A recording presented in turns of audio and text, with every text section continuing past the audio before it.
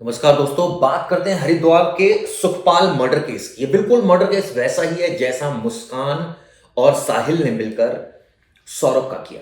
इसमें भी नाजायज रिश्ते, इसमें भी नाजायज रिश्ते, और इसमें भी अपने पति को किस तरह से ठिकाने लगाया ऋतु और आरोपी ऋतिक ने। इस बारे में आपको पूरी जानकारी देता हूं। हरिद्वार का मामला है। हरिद्वार में दरअसल एक डेड बॉडी मिलती है। पुलिस उसकी इन्वेस्टिगेशन शुरू करती है तो पता चलता है वो सुखपाल की डेड बॉडी है, केनाल के पास से मिलती है। जब तफ्तीश आगे बढ़ती है तो पता चलता है कि इस घटना में तो उसकी पत्नी इन्वॉल्व थी, यानी ऋतु इन्वॉल्व थी, और इस घटना में उसका एक प्रेमी जो उससे 10 साल छोटा है, जिसका नाम ऋतिक है, वो इन्वॉल्व था। पूरी कहानी आपको बताता हूं। अमृतसर में रहता है और ये सेवादार का काम करता है। जो पता चला है अभी तक, मृतक यानी कि सुखपाल पड़ोस में गांव में इसकी पत्नी रहती है 2 बच्चों के साथ। बड़ा बच्चा 15 साल के आसपास का है।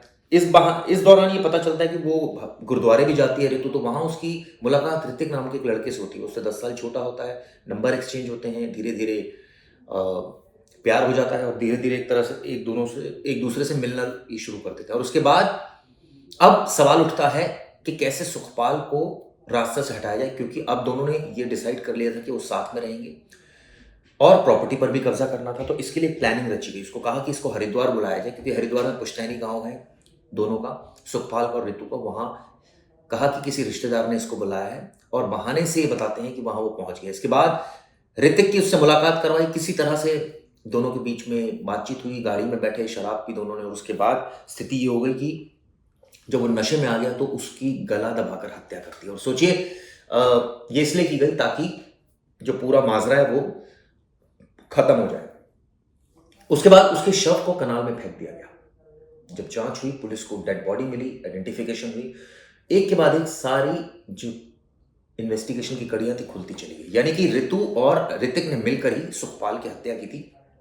और इसको लेकर अब पुलिस का कहना है वो आपको मैं बताता हूं। दरअसल इस पूरे मामले को लेकर थानाध्यक्ष रविंद्र कुमार ने बताया कि सुखपाल को अमृतसर से बुलाने के लिए ऋतु ने अपने एक रिश्तेदार के घर आने का बहाना बनाया। यानी उसको बोला कि वो बुला रहा है। इसके बाद ऋतिक को बताया कि उसे मुंह दबाकर हत्या कर रही है। इसके पीछे भी वजह थी, मुंह दबाकर हत्या करने के पीछे ये वजह थी कि उसको ऐसा लगता था कि इससे मौत के कारणों का पता नहीं चल सकेगा, सुखपाल की मौत की गुत्थी अनसुलझी रह जाएगी। इसके बाद ये बताते हैं कि लक्सर रेलवे स्टेशन पर से अपनी कार में बैठाने के बाद ऋतिक ने सुखपाल को रास्ते में शराब पिलाई। आप सोचिए, ऋतिक से उसको मुलाकात करवा दी सुखपाल की, वहां वो बैठा, उसके साथ शराब पी, और उसके बाद सर पर बांधी गई चादर से उसकी हत्या कर दी, गला दबाकर। इसके बाद गांव के नजदीक पहुंचने पर उसकी कृपाल और मोबाइल निकालकर शव को फेंक दिया। यानी मोबाइल भी अपने पास रख दिया, उसको स्विच ऑफ कर दिया ताकि किसी को कोई शक ना हो, लास्ट लोकेशन सिर्फ पता चले, इसके बाद सिचुएशन क्लियर ना हो।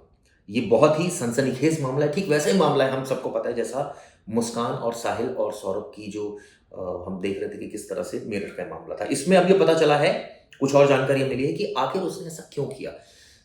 सिर्फ प्रॉपर्टी हथियाने के चक्कर में क्या, या दोनों के रिश्ते क्यों खराब थे सुखपाल और ऋतु के, ये अभी तक बात समझ में से परे है। इसकी इन्वेस्टिगेशन की जा रही है। 10 साल छोटा प्रेमी है, ये भी बात सामने आई है। पुश्तैनी जमीन है, ये भी बात पता चले, और दोनों बच्चों के नाम होने पर बनाई थी ये शादी की योजना। इस तरह से कहा था कि भाई दोनों बच्चों के नाम हो जाएगी। ये तमाम ऐसी चीजें हैं जो अभी इन्वेस्टिगेशन के दायरे में है। सवाल ये उठता है कि उसकी मौत के बाद क्या उसकी प्रॉपर्टी, यानी सुखपाल की प्रॉपर्टी अब ऋतु को मिल सकती है, क्योंकि ये तो हत्या का मामला है सीधा सीधा, ये एक साधारण मौत नहीं है। यह पता चला है कि पुलिस की पड़ताल में कि सुखपाल अमृतसर में रहकर एक गुरुद्वारे में सेवादार की नौकरी करता था। आप सोचिए, एक भला काम करता था, सेवादार की नौकरी करता था। उसकी जो पत्नी थी वो गांव में रहती थी। सुखपाल का एक बड़ा बेटा 15 साल का है। कुछ समय पहले गुरुद्वारे जाने के दौरान ऋतु की मुलाकात ऋतिक से हो गई थी, और तभी यह प्यार मोहब्बत शुरू हो गया था। दोनों ने अवैध संबंध को वैध बनाने की लंबी तैयारी कर ली थी। उनकी प्लानिंग थी कि सुखपाल को चुपचाप रास्ते से हटाने के बाद कुछ समय बाद पुश्तैनी जमीन दोनों बच्चों के नाम आ जाएगी, और उसके बाद दोनों शादी कर लेंगे। आप सोचिए, जमीन हथियाने के लिए कि जब पिता मर जाएगा तो बच्चों के नाम आ जाएगी, उसके बाद वो दूसरी शादी कर लेगी। इस तरह की तमाम प्लानिंग थी, लेकिन ये प्लानिंग धरी की धरी रह गई। और इस मामले में जो पुलिस है उसने आरोपियों को, यानी दोनों को गिरफ्तार कर लिया है। दोनों की आप तस्वीर भी देख रहे हैं। लेकिन सवाल ये उठता है कि क्या वाकई ही इसके पीछे सिर्फ ये मंशा थी या कुछ और मंशा थी। ये बताते हैं कि उसका गला दबाया गया, उसके बाद उसकी बॉडी को कनाल में फेंक दिया गया था। ये जो घटना थी इसने कई सवाल खड़े किए। ये भी पता चला है जो हरिद्वार का शाहपुर विलेज है, ये दोनों जो कपल है वहीं के रहने वाले हैं, लेकिन आजकल ये दोनों अमृतसर में रह रहे थे, जहाँ पर वो सेवादार का काम कर रहा था। और वहीं पर जब ये हरिद्वार में थे, वहाँ ऋतिक, जो कि लश्कर का रहने वाला था, वहीं उसकी मुलाकात हुई थी ऋतु से। और जब मुलाकात हुई तो ये सारी चीज़ें आगे बढ़ती चली गई। पोस्टमार्टम रिपोर्ट भी सामने की, जिससे साफ हुआ है कि गला दबाकर हत्या की गई थी और पुलिस को ऋतु ने मिसगाइड करने की भी कोशिश की। फाइनली दोनों को अरेस्ट कर लिया गया है, दोनों ने क्राइम को कबूल कर लिया। 2 साल से इनका रिलेशनशिप था, अब दोनों को जेल भेज दिया गया है। यह रिश्तों की एक कहानी है, जो किस तरह से ऋतु और ऋतिक ने मिलकर सुखपाल की हत्या की। ये स्टोरी आपको कैसे लगी जरूर बताइएगा। इसमें आगे और डिटेल भी हम कोशिश करेंगे और जानकारी निकालें, ताकि आप तक पूरी जानकारी और डिटेल में सामने आ सके। धन्यवाद।